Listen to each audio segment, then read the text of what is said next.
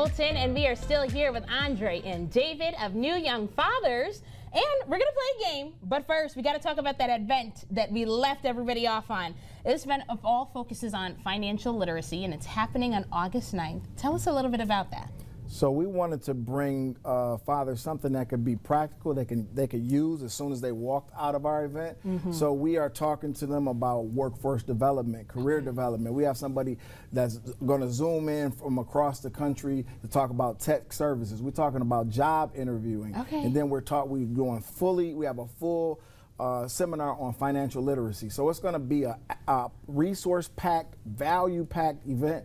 And we would encourage all teen and young fathers to come. If you know somebody, send them our way, because they will leave with a ton of resources and something that's going to enhance their life. Okay. And one of the things about in financing, if you're going to get finances, you want to be able to maintain a job. And so we want to make sure that we help you understand what you need to say and how you need to present yourself within the job interview to make sure that you can start that financial journey. That's right. The finances and the job go hand in hand together. You got to be able to handle one to manage the other.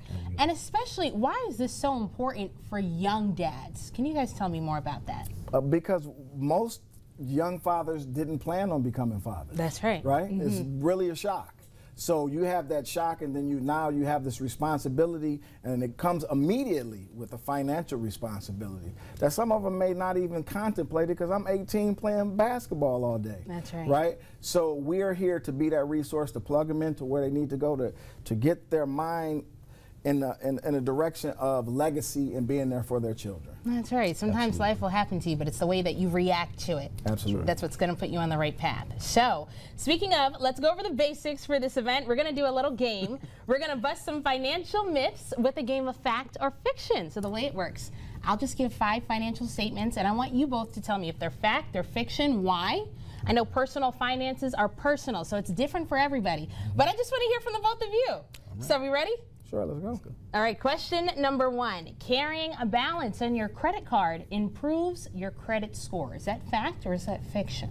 I say fiction. Yeah? I'm going to say fiction as well. Okay. But if you have to carry a balance, just make it as low as possible. Okay, all right. Now, number 2, you need to have a lot of money to start investing. That's when I hear a lot. That's not true. That's fiction. Yeah, and why is that?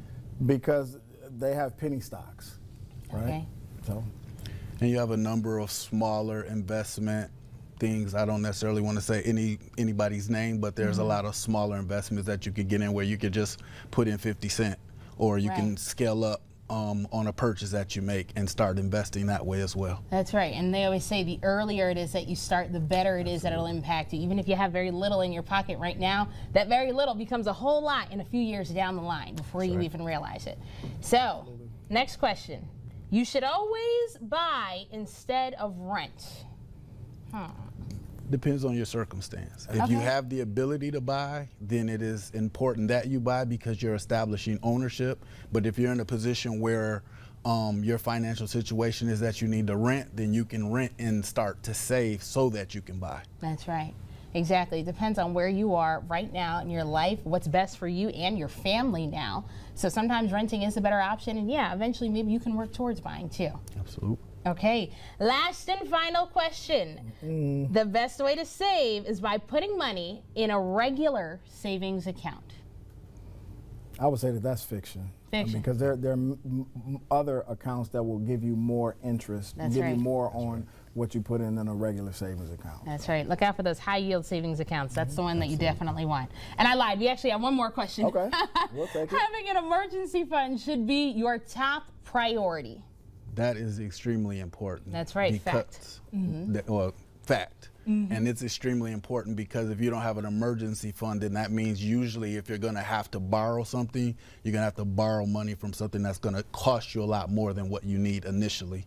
And an emergency fund, you usually want to have about 3 months of reserve set to the side so that you don't find yourself stressed out. That's right. And as a father, you have to understand that your children will always need. So you always have to have something to reach in to give it to them. So. Yes. That's awesome. Well, gentlemen, thank you so much. We just scratched the surface here on financial literacy and tips. But again, if you are a young dad, if you know a young dad, or you will be a dad at some point in the future, these are two gentlemen that you definitely want to make sure you get connected with. So thank you both so much for joining us. Thank you for having us. All right. Well, from finances to food.